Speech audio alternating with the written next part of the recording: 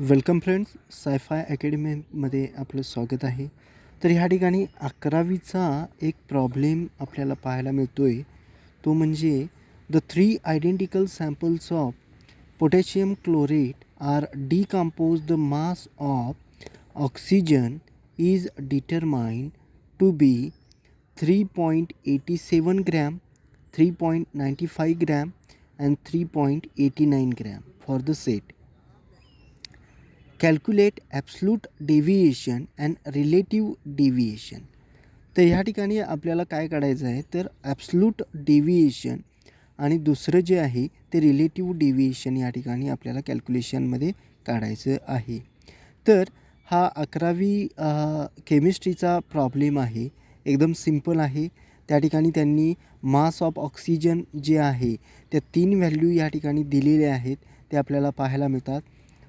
त्या म्हणजे 3.87, त्यानंतर 3.95 आणि 3.89 ग्रॅम. तर ह्याचं जे मेजरमेंट आहे, पहिल्यांदा आपल्याला ह्या ठिकाणी काय करायचं आहे, त्याचा जो मीन आहे तो मीन आपल्याला ह्या ठिकाणी काढून घ्यायचा आहे. आता मीन काढण्यासाठी आपल्याला काय करावं लागेल, तर या ठिकाणी आपण त्या तिन्ही संख्या ज्या आहेत त्या तिन्ही संख्यांचं आपण काय करणार आहे, त्या ठिकाणी मल्टिप्लिकेशन, ॲडिशन प्लस मल्टिप्लिकेशन करणार आहे. तर 3.87 प्लस या ठिकाणी 3.95 प्लस या ठिकाणी 3.89 डिवाइड बाय या ठिकाणी आपण किती करणार आहे, 3. आता ह्यांची जी व्हॅल्यू असणार आहे ती व्हॅल्यू किती येणार आहे बघा. तर हे जर सर्व आपण कॅल्क्युलेशन केलं तर ह्याची जी व्हॅल्यू येते ती 3.90. आता व्हॅल्यू ज्या आहेत, आता मीन हा जो असणार आहे तो नियर अबाउट या ठिकाणी असू शकतो. आता 87.87, 0.95 आणि 0.89 अशा 3 ज्या व्हॅल्यू आहेत, त्याच्यामुळे या ठिकाणी आपला जो मिड पॉईंट आलेला आहे तो 3.90 असा त्या ठिकाणी आलेला आहे. आता मीन काढल्यानंतर पहिल्यांदा आपण या ठिकाणी मीन काढून घेतलेला आहे. त्याचबरोबर त्या ठिकाणी आपल्याला काय करायचं आहे, या ठिकाणी डेव्हिएशन एक काढून घेणं गरजेचं आहे. डेव्हिएशन. आता हे डेव्हिएशन जे आहे तिन्ही व्हॅल्यूंचं डेव्हिएशन आपल्याला काढून या ठिकाणी घेता आलं पाहिजे. आता डेव्हिएशन कसं काढायचं ते आपण नंतर बघूयात. तर ह्या ठिकाणी मी काही डेव्हिएशन्स काढून घेतलेले आहेत, ते आपण या ठिकाणी पहिल्यांदा बघूयात. तर 3.87 जी व्हॅल्यू आहे त्या व्हॅल्यूचं डेव्हिएशन जो आहे तो किती येतो या ठिकाणी, 0.03 ग्रॅम. आता पुन्हा या ठिकाणी दुसरी जी व्हॅल्यू आहे 3.95 ग्रॅम जी व्हॅल्यू आहे त्याचा जो डेव्हिएशन या ठिकाणी आलेला आहे 0.05 ग्रॅम. त्याचबरोबर ओके, त्यानंतर आता पुढची जी व्हॅल्यू आहे ती म्हणजे 3.89 ग्रॅम. ह्याचा जो मीन डेव्हिएशन जो आहे तो ह्या ठिकाणी आपण बघू शकतो 0.01 त्या ठिकाणी जो आहे तो मीन डेव्हिएशन आहे. आता ह्या सगळ्यांचा जर आपण त्या ठिकाणी जर मीन बघितला, मग ह्याला म्हटलं जातं आपण मीन डेव्हिएशन, मीन ॲब्सल्यूट डेव्हिएशन. ह्या ठिकाणी जो आहे तो फक्त आपल्याला काय करायचा आहे, डेव्हिएशन जी व्हॅल्यू आलेली आहे त्याचा फक्त आपण या ठिकाणी जो मीन आहे तो आपण पाहणार आहोत. जर ह्याचं मल्टिप्लिकेशन प्लस त्या ठिकाणी 3 मायनस केलं तर ह्याचा जो मीन असणार आहे तो मीन किती येणार आहे बघा. तर या ठिकाणी 0.03 ग्रॅम. आता ही जी व्हॅल्यू आहे ही व्हॅल्यू काय असणार आहे आपली, मीन ॲब्सल्यूट डेव्हिएशन. तर ह्या व्हॅल्यू पहिल्यांदा आपल्याला पुटअप करणं गरजेचं आहे.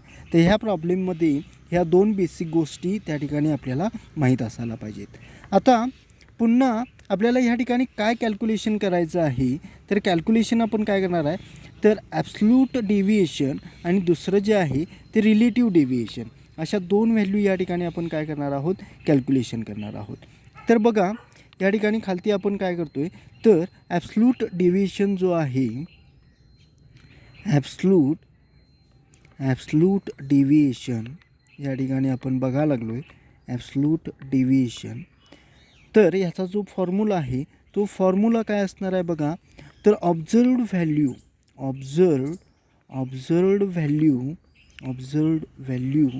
मायनस मीन. तर ह्या ठिकाणी हे जे आहे ते म्हणजे ॲब्सोल्यूट डिव्हिएशन.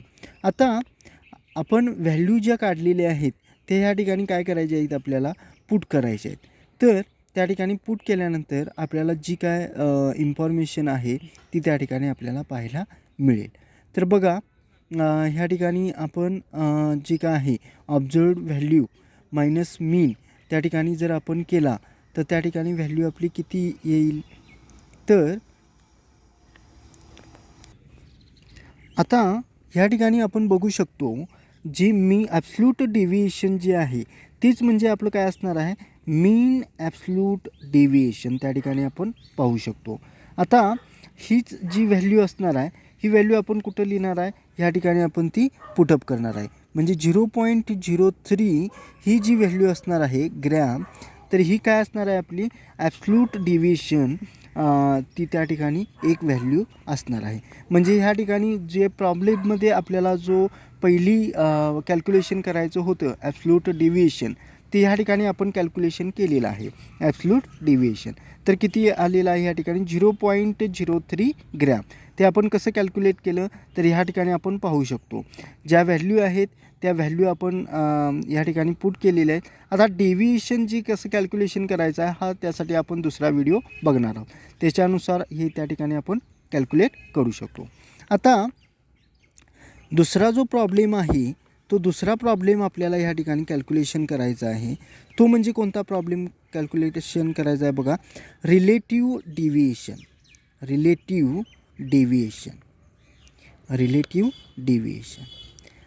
आता रिलेटिव्ह डिव्हिएशन कॅल्क्युलेशन करण्यासाठी त्या ठिकाणी आपल्याला फॉर्म्युला माहीत असणं गरजेचं आहे. Formula is most important.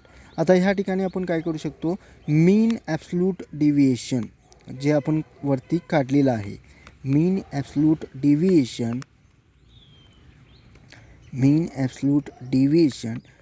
Divide by, ह्या ठिकाणी आपल्याला काय करायचं आहे तर मीन जो आलेला आहे तो मीन ह्या ठिकाणी आपल्याला पुटअप करणं गरजेचं आहे. त्याचबरोबर ह्या ठिकाणी इंटू 100% या ठिकाणी आपण कॅल्क्युलेशन करणार आहे. तर हे ओव्हरऑल जे आहे रिलेटिव्ह डिव्हिएशनसाठी हा जो फॉर्म्युला आहे तो हा फॉर्म्युला आपल्याला लक्षात असणं गरजेचं आहे. त्यावेळेला आपण रिलेटिव्ह डिव्हिएशन त्या ठिकाणी कॅल्क्युलेशन करू शकतो. आता बघा, ह्या ठिकाणी ज्या वेळेला माहिती आपण जी काय आहे व्हॅल्यू जी पुटअप केल्यानंतर जी काय आपल्याला कॅल्क्युलेशन पुढचं मिळतं ते आपल्याला या ठिकाणी बघायचं आहे. तर 0.03 ॲब्सोल्यूट डिव्हिएशन आपला असणार आहे मीन ॲब्सोल्यूट डिव्हिएशन.